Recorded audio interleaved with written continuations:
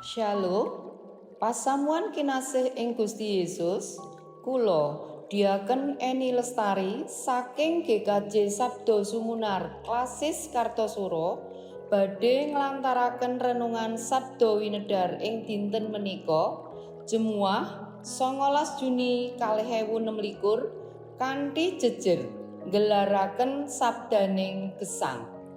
Sabdanipun Gusti kita waos saking kitab Lakone Para Rasul gangsal ayat 2 ingkang mekaten.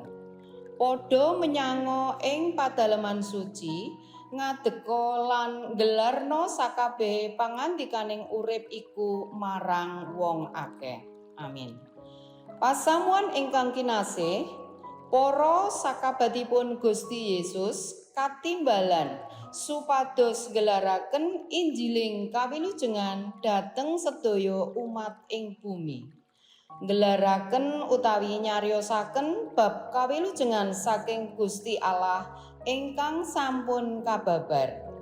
Sedaya manungsa dados jujugan kawilujenganipun Gusti.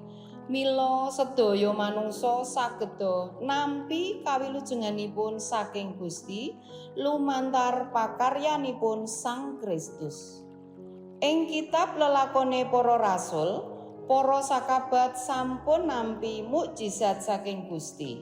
Inggih menika kaluwaraken saking pakunjaran tanpa dipun mangertosi dening tiyang sanes. Mila candhakipun dipun timbali supados nggiyaraken sabdanipun Gusti dhateng tiyang kathah. Para sakabat purun nindakaken awet pancen saking wiwitan suka ing peladosanipun kagem kamulyanipun Gusti tuwin kawilujenganipun tiyang kathah. Saestunipun gelaraken sabdaning gesang inggih pangandikanipun Gusti dhateng tiyang kathah minangka tugasipun pasamuan. Pasamuan gadhahi tugas cacahipun kalih. Setunggal martosaken Injilipun Gusti Allah utawi marturia. Kalih tuwin pangrimating kapitadosanipun sedaya warganing pasamuan utawi penggembalaan utawi pastoralia. Tugas nggelaraken sabdaning gesang dados tugasing pasamuan sacara lembaga lan ugi sacara pribadi. Kita tinimbalan kangge martosaken Injilipun Gusti dhateng sesami.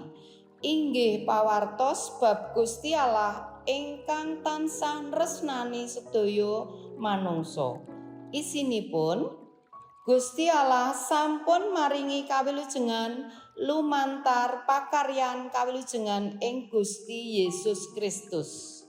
Manungsa dados jujuganing kawilujenganipun Gusti, mila samiya pitados dhateng panjenenganipun.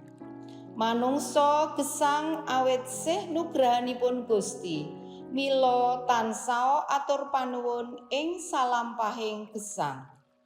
Gelaraken Injilipun Gusti minangka sabdaning gesang menika tanpa winates ing wekdal.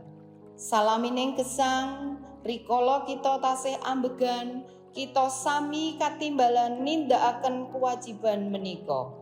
Sumangga kita nindakaken timbalan menika kanthi suka bingah minangka atur panuwun syukur awit sih nugrahanipun Gusti ingkang sampun kababar nyata ing gesang kita.